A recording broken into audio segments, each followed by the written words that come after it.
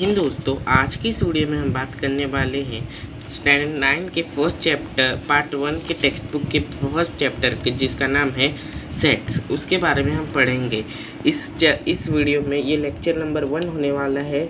इसके बाकी के लेक्चर्स बाद में आएंगे। पहले इस चैप्टर के फर्स्ट हम समझेंगे उसके सेट का इंट्रोडक्शन क्या होता है, सेट होता क्या है, ये हम पहले समझेंगे।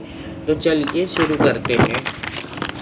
देखिए दोस्तों, सेट क्या होता है पहले तो हम ये समझ लेते हैं। Set a collection of well defined objects in is called set, यानी किसी भी चीज़ का कलेक्शन होना उसे हम सेट कहते हैं। लेकिन कोई भी ऐसी चीज़ नहीं, मतलब सबके लिए उसका मतलब एक सेम ही हो। अगर मैं कहूँ डेज ऑफ वीक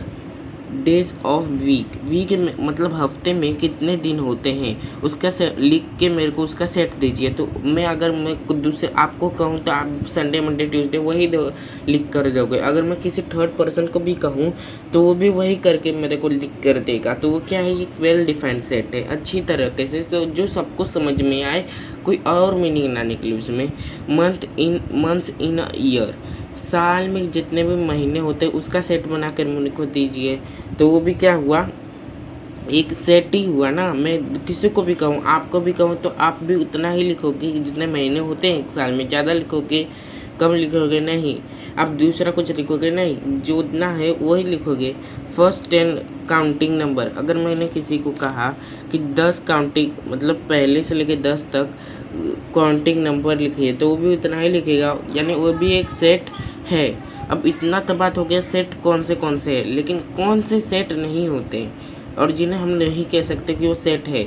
जैसे कि मैं किसी को कहूँ, आप मान लीजिए कोई टीचर ए बी और सी हैं, ठीक है। इनको मैंने कहा कि आप, ये कोई इंग्लिश का है, कोई मैथ्स का है, कोई साइंस का है। इनको मैंने कहा कि आपके क्लास में कोई जितने भी ब्रेव चिल्ड्रन हैं उनके सेट बनाइए। तो ए ने कुछ अलग नाम लिखेगा, ए जो है वो कोई अलग नाम लिखेंगे, बी जो है उनको कहीं अलग नाम लिखेंगे, कोई सी है वो अलग नाम लिखेंगे। यानी इसमें क्या है, अलग अलग नाम लिखेंगे, क्योंकि उनके नज़र में कोई अलग अलग होगा ब्रेव चिल्ड्रन, ठीक है। तो ये अगर मैं इसी की जगह इंटेलिजेंट स्टूडेंट लिखूँ तो इनके नज़र में कोई अलग इंटेलिजेंट स्टूडेंट होगा, इनके नज़र में कोई इंटेलिजेंट स्टूडेंट, कोई ब्रिलियंट स्टूडेंट अलग होगा, सी की नज़र में कोई अलग होगी। यानी ये प्रॉपर सेट नहीं है, यानी ये तीनों सेट हैं पर ये नहीं है। ये आपको अच्छे से याद रखना कि किसे हम सेट कह सकते हैं और किसे हम सेट नहीं कह सकते हैं। तो ये हो गया सेट किसे कहना, वेल डिफाइंड ऑब्जेक्ट्स का, ठीक है। अब हम आगे बढ़ते हैं। अगर हमें कोई भी सेट लिखना है, ठीक है, अगर हमें कोई भी सेट लिखना है तो उसको कैसे लिखेंगे। मान लीजिए अगर मैं इधर एक लिखता हूँ, ठीक है, इसे मैंने लिख दिया, लेकिन इसको कैसे लिखेंगे, कैसे सेट को कैसे डोनेट करेंगे। तो इसको मैं कोई भी लेटर्स में लिख सकता हूँ, जैसे कि ए। अगर कोई भी A to Z में कोई भी नंबर्स में उसको डोनेट कर सकता हूँ उस सेट को। जैसे कि इधर मैंने ए को से डोनेट किया है सेट को, आपको समझ में आ रहा होगा आई होप। तो आप कोई भी अल्फ़ाबेट, कैपिटल अल्फ़ाबेट से इसे लिख सकते हैं। मान लीजिए कोई भी, अब आगे हम बढ़ते हैं। अब मान लीजिए कोई भी, अगर आपको मैं बोल रहा हूँ एलिमेंट जो स्मॉल अल्फ़ाबेट में है, तो उन्हें कैसे लिखा जाएगा, कोई भी अलग अगर अब मैं आपको एक और बात बता देता हूँ। अगर उसके अंदर कोई ये सब चीज़ है, इसके जगह कोई अल्फ़ाबेट हो, तो वो छोटे लेटर्स में लिखा जाता है। जैसे कि ये जो ए मैंने लिखा है, अगर वो एलिमेंट हुआ इसके अंदर का जो लिखा जाएगा तो ऐसा लिखा जाएगा, ना कि ऐसा, ठीक है। अब इसके अंदर के जो चीज़ें रहते हैं तो इसको हम लोग बोलते हैं एलिमेंट। क्या बोलते हैं दोस्तों, एलिमेंट कहते हैं, एलिमेंट। आई होप आपको समझ में आ रहा होगा। अगर आपको कुछ भी डाउट हो रहा होगा तो मुझे कमेंट कर दीजिए, मैं उसका जवाब आपको ज़रूर दूंगा। अब हम आगे बढ़ते हैं, ठीक है दोस्तों। अब हम लोग इसका मतलब समझेंगे, जो आपके टेक्स्ट बुक में भी होगा पेज नंबर 2 पर उसे लिखा हुआ कि इसको क्या कहते हैं। दोस्तों इसका मतलब क्या होता है ये हम अभी पढ़ देंगे। मान लीजिए इसका x बिलोंग्स ए और x is an element of A, ठीक है।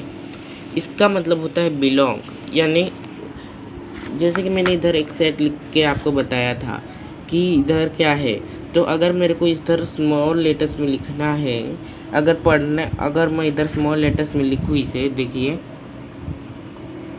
ये जो एलिमेंट है 1, ये किस सेट से बिलोंग करता है, ए।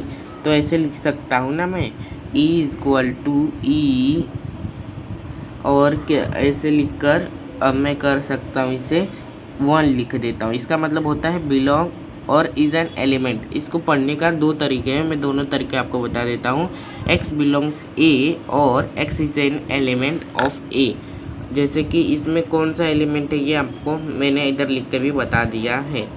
अगर इसी बात पर अगर वो एलिमेंट ना हो तो कैसे लिखेंगे, मान लीजिए x does not belongs A और x is N not element of set ए। तो इधर मैंने लिखा भी, इधर आपको दिख रहा है कि इसमें x नहीं है ना, तो इसका मतलब ये नहीं है। तो आपको ऐसा लिखना भी आएगा, ठीक है। अगर आपको नेचुरल नंबर लिखने को बोला, कोई भी नेचुरल नंबर का सेट दे दिया और आपको लिखने को बोला कि वो लिखा होता है, आपको नेचुरल नंबर ऐसे समझने में आसानी होती है, इसके लिए पहले ही हमें दिखा देती जाता है। तो इन 1 2 कहाँ से स्टार्ट होते हैं, 3 4, और ये बहुत इन्फिनिटी तक जाते हैं, तो इन्फिनिटी का एक साइन बना देंगे और ब्रैकेट क्लोज कर देंगे, तो यानी हो गया। वोल नंबर क्या होते हैं, तो वोल नंबर के लिए भी ऐसा होता है, इंटीजर्स, कोशेंट, ये पहले ही हमें को दे दिए गए हैं। अगर आप n डालते हैं तो इसका मतलब हो जाता है वो नेचुरल नंबर का आप सेट बना रहे हैं। w डाल देते हैं तो w से आपको वोल नंबर का सेट बना रहे हैं, इंटीजर्स का सेट बना रहे हैं, कोशेंट से हम रेशनल नंबर का बस समझते हैं, r से हम रियल नंबर का समझते हैं। आई होप आपको समझ में आ गया होगा इन सब लेटर से उनका क्या डोनेट होता है। अब हम समझेंगे कि सेट को लिखा कैसे जाता है, तो ठीक है, तो हम अब सीखते हैं।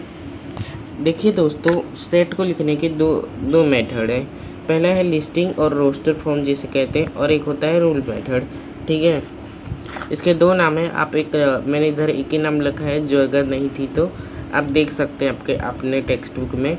इधर मान लीजिए इधर मैंने लिखा है x set f is the set of all x, ठीक है, ध्यान से सुनिए। Set f is the set of all x is a vowel of English alphabet, ठीक है। तो ये क्या हो गया, ये रूल मेथड में मैंने लिखा। अगर इसको ही मेरे को अगर क्वेश्चन में आया, इसे मेरे को बदल कर रोस्टर फॉर्म में लिखना है, लिस्टिंग फॉर्म में, तो मैं क्या करूँगा, ऐसे लिखूँगा जैसे कि मैं इधर लिखा हूँ f इक्वल टू, पहले सेट बना दूँगा जो इधर लिखा है, फिर इधर इक्वल टू डालकर फिर इधर ए लिख दूंगा। कितने होते हैं इंग्लिश में वोवल, जल्दी बताइए, ए ई आई ओ यू। अब इससे हो गया, तो ये हो गया अपना।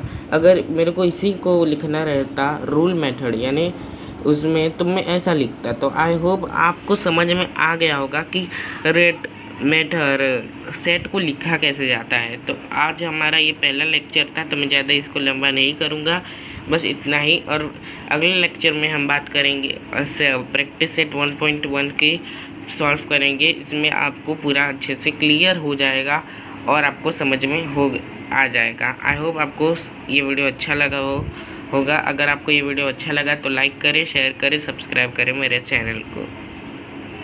और कुछ भी डाउट हो तो मेरे को कमेंट में पूछ सकते हैं। तब तक के लिए जय श्री राम।